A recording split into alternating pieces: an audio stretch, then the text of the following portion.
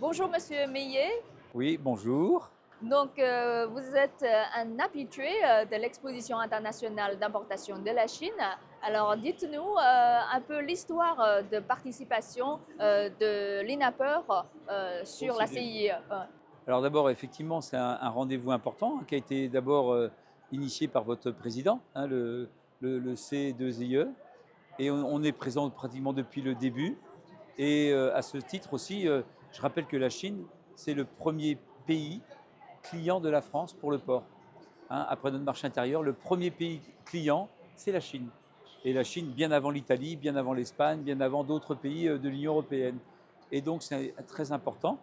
Et d'ailleurs, même en 2019, ça a été encore un événement qui a dépassé même le port, parce que le président Macron est venu au salon 2019 rencontrer le président Xi, et ils ont dégusté de la viande bovine sur ce stand, et ça a permis l'agrément de la viande bovine après, entre la France et la Chine, et les expéditions ont commencé. Donc c'est un salon qui est très important, un rendez-vous même s'il est politique, mais ça permet beaucoup d'échanger avec les responsables des douanes, les responsables de la GACC, les responsables du MOFCOM, toutes les organisations institutionnelles qui nous permettent de faciliter effectivement les échanges entre la France et la Chine. Voilà. Et quelle est votre attente pour cette édition de la CIE? Alors déjà, concernant cette édition 2024, d'abord on a été honoré parce qu'on est un pays d'honneur parmi six autres, cinq autres, donc six en tout. Donc c'est déjà un privilège parce que de faire partie. Et ce qu'on attend, c'est de poursuivre, notre business, parce qu'on est là pour faire du commerce entre la France et la Chine. Et je rappelle que il n'y a pas d'opposition parce que les filières, notamment dans la filière porc, c'est très complémentaire entre la filière française et la filière chinoise. C'est-à-dire qu'on exporte des produits que vous consommez parce que chez vous, ça a de la valeur, comme les pieds de porc avant et arrière, comme les spérips et bien d'autres produits. Et à l'inverse, nous, il y a des produits comme le jambon, on en a plutôt besoin, et on importe aussi, même au sein de l'Union européenne, des produits. Donc le marché chinois et français sont extrêmement complémentaires et pas en opposition. Et le fait d'exporter sur la Chine aussi permet d'avoir de la viande compétitive sur notre territoire. Donc ce qu'on attend, c'est d'avoir des agréments sur d'autres produits, ce qui a déjà été le cas. Il y a eu une visite présidentielle du président Macron en 2023 en Chine, qui a été suivie par votre président qui est venu en France en 2024 au mois de mai, et qui a permis pour nous d'agréer les abats blancs. Et les abats blancs, c'est quoi? C'est les estomacs et les intestins. Et donc, on a été agréé. Et là, le processus est en cours pour pouvoir exporter ces produits-là aux opérateurs chinois, et pour en fait répondre tout à fait à ce qui a été lancé par nos présidents respectifs, de la ferme française à la table chinoise, des produits comme les estomacs et comme les intestins. Voilà ce qu'on attend. Et puis bien sûr, l'occasion aussi de renforcer des liens, parce que je pense qu'on va parler d'autres sujets qui sont, quand il y a des tensions, il faut se rencontrer, il faut se voir. D'accord. Et comment trouvez-vous la potentialité du marché chinois? Alors le potentiel il est énorme parce que on a toujours dit le marché chinois, 1,4 milliard, même l'Europe, moins de 500 millions, on est 66 millions en France, donc effectivement le marché est immense. Alors après, effectivement, c'est toujours complexe parce que d'abord il faut connaître, travailler avec des distributeurs, travailler avec des opérateurs qui vont promouvoir les produits. Donc ça, c'est de longue haleine. Vous savez, moi je fais du commerce avec la Chine depuis 20 ans, et on en apprend tous les jours. Et effectivement, ces rendez-vous comme le C2IE ou comme d'autres, on a le CIAL Shanghai aussi au printemps, qui est un rendez-vous incontournable pour le business, nous permet de mieux se connaître, et quand on se connaît mieux, on commerce mieux ensemble. D'accord. Et parlons un peu des tensions entre la Chine et l'Europe. Ah. Quelle est votre attitude pour gérer cette affaire-là? Alors déjà, la première chose, effectivement, dans des relations, il y a toujours des hauts et des bas. Bon. Et d'ailleurs, je rappelle qu'aussi cette année, c'est le 60e anniversaire des relations diplomatiques entre la France et la Chine. Donc c'est quand même important, qui s'inscrit dans la durée. Il y a un lien indéfectible entre la France et la Chine, et plus particulièrement sur la gastronomie, qui date depuis très longtemps, et que même s'il y a des tensions, même s'il y a effectivement une enquête anti-dumping au niveau européen, je pense que ça ne va pas ni entamer, ni casser effectivement la relation que l'on a. J'ai envie de dire, c'est un obstacle à franchir.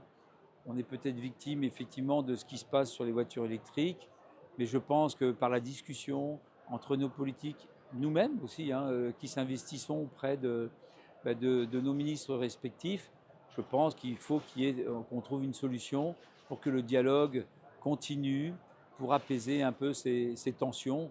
Mais comme dans tout, c'est comme dans un couple, vous savez, entre la France et la Chine, il peut y avoir des tensions, mais ce qui est essentiel, c'est qu'on a envie d'avancer ensemble, de continuer ensemble et de commercer ensemble.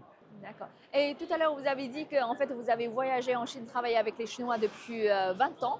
Oui. Est-ce que en fait, vous êtes témoin de l'évolution des Oui. relations entre la Chine et la France? Et Oui. aussi, comment trouvez-vous l'évolution de la Chine? Est-ce que la Chine est devenue une destination de plus en plus pratique pour les voyageurs internationaux comme vous? Alors, effectivement, il y a eu de l'ouverture, qu'on appelle l'ouverture au sens large. Effectivement, c'était beaucoup plus compliqué de venir il y a 20 ans qu'aujourd'hui. Donc c'était compliqué. C'était aussi compliqué d'exporter des produits parce qu'il n'y avait pas d'agrément, donc ça passait par Hong Kong, des choses qui n'étaient pas faciles par d'autres. Mais fort heureusement, on a tissé des liens sur le plan sanitaire et les gens ont apprécié la qualité sanitaire de nos produits, vice versa. Beaucoup de visites, beaucoup d'audits, apprendre à mieux se connaître. Et puis il faut reconnaître qu'aujourd'hui, on arrive en plus facilement ici. Parce que je rappelle que maintenant, avec un passeport, on vient au C2IE sans passer par la case visa.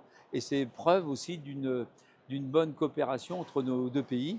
Donc, faciliter, et c'est le rôle un peu de tous, de faciliter les échanges, y compris sur les déplacements humains, où aujourd'hui, avec un simple passeport européen-français, on peut venir ici sans passer par la case visa. C'est important. Ça témoigne de la volonté d'accueillir. Mais nous aussi, on accueille aussi volontiers de nombreux Chinois dans nos outils. Et il y a des visites et des audits qui sont essentiels pour bien sûr maintenir cette confiance entre la filière porcine française auprès des opérateurs chinois, de façon à ce qu'ils achètent, ce soit bien contrôlé et bien sécurisé. Je crois qu'il y a une similitude entre la France et la Chine, c'est que nos deux pays sont tous des pays de grande gastronomie et aussi notre tâche d'ouvrir ce genre de salon, c'est d'offrir les meilleurs produits aux clients avec un prix, un rapport prix Abordable. abordable. Donc je crois qu'avec ce même but, on pourra envisager comment dire, une sortie de tension. Exactement, mais cette tension, bon, elle a été subite. Il y a des événements qui nous dépassent dans la filière porc, mais effectivement, le porc est un produit où on peut apporter effectivement du plaisir et en même temps de la protéine qui est essentielle, les protéines animales, à un prix raisonnable, avec ces échanges, comme je vous disais, de la complémentarité. Vous allez acheter des pieds, nous, effectivement, ça nous permet de mieux équilibrer notre carcasse. Et vous, ça permet de ne pas non plus produire des porcs que pour les pieds. Donc ça permet effectivement, vous aussi, dans ces périodes où il y a eu beaucoup d'inflation dans le monde entier ces dernières années, avec le grand épisode je dirais, sanitaire que l'on a vécu, que le monde a vécu, et ça permet effectivement d'apporter des produits raisonnables à des prix abordables au niveau de la viande de porc, qui est essentielle dans notre alimentation. Donc c'est important tout ça. Comme vous l'avez dit, on a un point commun qui est la gastronomie. La cuisine chinoise est aussi une des plus exportées au monde, d'ailleurs, comme la cuisine française.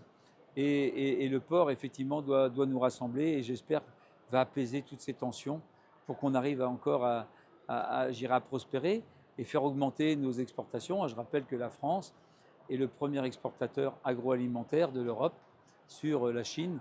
Dans d'autres produits aussi, c'est vrai pour les crèmes, c'est vrai pour le beurre, c'est vrai pour le porc, c'est vrai pour bien d'autres produits. Et on espère bien entendu que ça va continuer. Et puis on développera encore d'autres produits et encore à mieux se connaître.